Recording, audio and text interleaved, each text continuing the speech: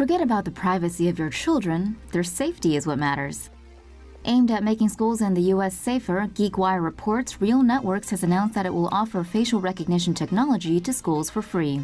Realnetworks says SAFR is highly accurate facial recognition software powered by artificial intelligence. It works with IP cameras to match faces in real time. Schools will need a database with photos of people authorized to be on campus. When an unauthorized person or someone who poses a potential threat appears on campus, SAFR notifies a member of the staff. Realnetworks says the facial data and images SAFR collects are encrypted as a privacy protection, and the school gets to keep them. SAFR is also designed to function in rural schools with limited internet connectivity. However, facial recognition tech in general, and for kids in school in particular, is a growing area of concern for privacy supporters and parents alike. The tech is currently being tested at a school in Seattle where students can unlock a gate by simply smiling at a surveillance camera. Somebody's watching you. Big Brother may be in your phone. Social media giant Facebook is pushing facial recognition as a way to safeguard online identities, but is instead raising concerns over privacy in several sectors. Facebook's facial recognition technology works by analyzing users' photos and generating a string of numbers called a template that's unique to each user. When photos and videos are posted to the social network, the unnamed faces are scanned and matched to names and templates stored in a database. A Facebook spokeswoman claims that if the system cannot find a match, it doesn't identify the unknown face, adding that the facial data is deleted immediately. While it's possible to turn facial recognition off, critics still find the software problematic since it scans every image, even of people who have opted out of the feature. Facebook has also applied for several patents that use the technology. One aims to tailor ads by analyzing users' facial expressions via their phone camera. Another checks shoppers' online profiles and uses it to determine a trust level. This Big Brother-style approach to facial data is worrisome, especially since Facebook doesn't exactly have the best track record for honesty or for keeping user data safe. Fortunately, a lot of groups recognize this and are moving to protect biometric data. The company is facing a class action suit filed by Illinois consumers for violating a state biometric privacy law and could stand to lose money and what's left of their reputation if it moves forward. China putting AI and facial recognition into classrooms.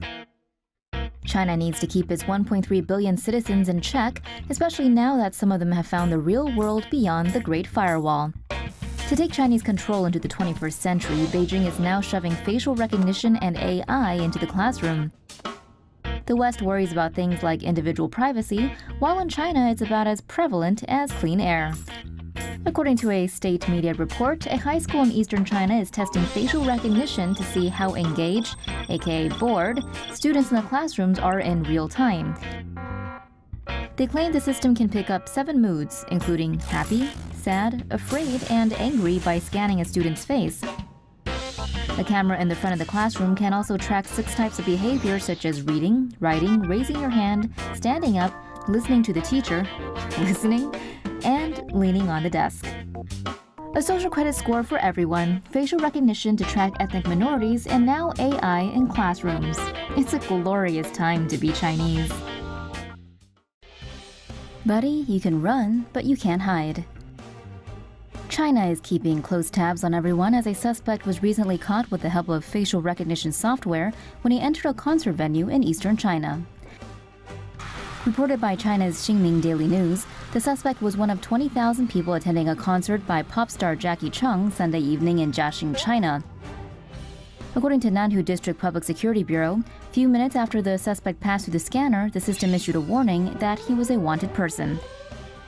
Reports from China's state-run news agency Xinhua complimented the system's effectiveness and said it can verify people's identities at airport security in less than 1 second. While Global Times, another state-run agency, reported that the system has also been used to monitor students' attentiveness at school, as one student is quoted as saying, "He's more focused and doesn't dare to fool around in class anymore." Yeah, right. With the help of the AI recognition system, authorities were able to quickly arrest the person while a massive crowd exited the concert venue. The man, who authorities identified only by his last name, Yu, is accused of taking around $17,000 worth of potatoes in 2015 without paying for them. Interesting enough, Yu is actually the 3rd person arrested at a Jackie Chung concert. In April, a man identified as Ao was arrested during a Jackie Chan concert in Nanchang.